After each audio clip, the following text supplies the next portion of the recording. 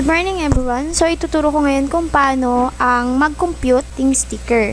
Dito sa sticker natin may kanya-kanya tayong breakdown ng mga prices ng sticker. Meron din tayong mga shapes na kailangan i-consider sa paggawa ng sticker. So para makuha natin kung ilan yung laman at paano yung makukuha natin yung per sheets niya, tuturo ko sa inyo ngayon kung paano ang computation sa ating sticker. Dito sa 5 sticker na to, pare-parehas lang yung pag-compute kung paano natin siya kukumputin. Again, una, kukunin mo muna yung sukat, tapos tsaka mo ipa-plot doon sa ating A4 with registration mark, then tsaka natin siya kukumputin kung ilan yung magiging laman ng A4, tapos tsaka natin kukumputin kung ilan yung A4 na magagamit natin. Tsaka natin titingnan dito sa price range or sa price breakdown kung saan siya papasok at magkano siya per sheet. Basta take note, kung ano lang yung sticker na kaya nyong gawin sa store, yun lang yung gagawin yung ibibenta. Yung hindi nyo na kaya, you should forward yung mga inquiries or yung kung may customer kayo dyan na in-store, is ipapakausap nyo na lang sa ating mga marketing or sa RRM natin. Kasi